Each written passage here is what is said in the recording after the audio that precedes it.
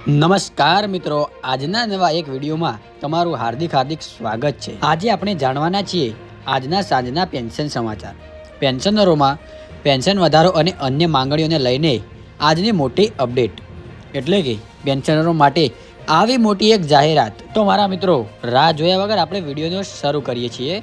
પણ હા, જો તમે આવી નવી અપડેટ માટે અમારી ચેનલને સબસ્ક્રાઇબ ના કરી હોય તો આજે જ ચેનલ સબસ્ક્રાઇબ કરો એને ગુજરાતીને, અને લાઈક ને શેર કરવાનું તો ભૂલતા જ નહીં, જેથી કરીને તમને આવી નવી અપડેટ તરત મળતી રહે। પગાર પંચની રચનાને 7 મહિનાથી વધુ સમય પસાર થઈ ગયો છે, પરંતુ કેન્દ્રીય કર્મચારીઓએ હજુ પણ એ બાબતોની રાહ જોઈ રહ્યા છે કે તેમના વેતનમાં વધારો ક્યારે થશે।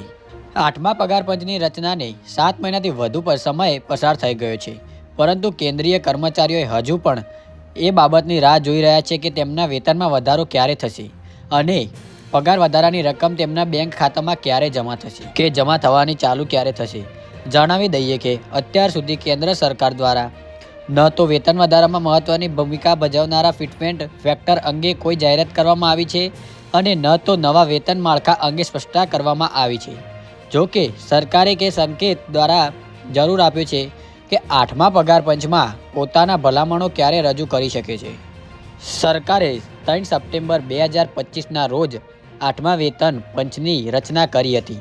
જો કે તેને 7 મહિનાથી વધુ સમય થઈ ગયો છે હોવા છતાં વેતન ફિટમેન્ટ ફેક્ટર માહિતી સહિતના મુદ્દાઓ અંગે હજુ સુધી કોઈ સ્પષ્ટતા થઈ નથી।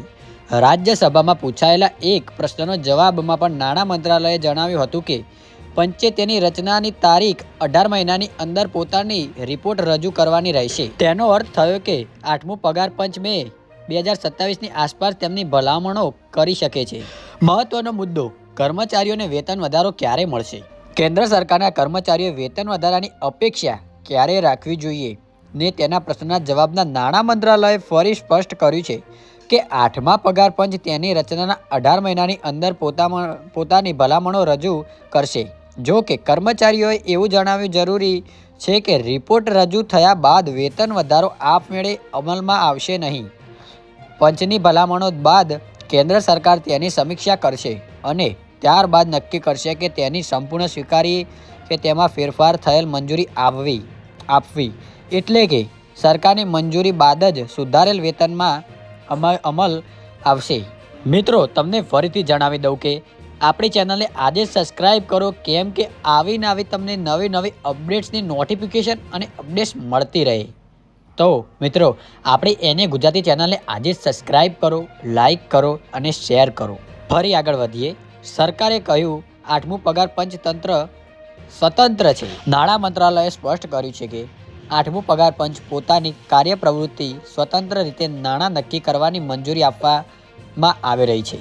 પંચના કાર્યક્ષેત્રમાં આવી કોઈ ફરજિયાત જોગવાઈ નથી કે પોતાની કામગીરી, પ્રગતિ, પરામર્શ અથવા વિચાર વિમર્શ દરમિયાન સરકારની ભલામણો અંગે સતત માહિતી આપતું રહે।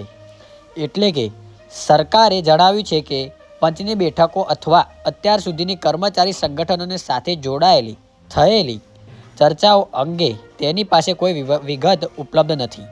જો કે પંચે દિલ્હી, ચેન્નઈ અને પુડુચેરીમાં હિતધારકોને એક સાથે વધુ એક તબક્કાની પરામર્શ બેઠકો યોજવાની જાહેરાત કરી છે। આ થઈ મિત્રો આ મુદ્દાની વાત।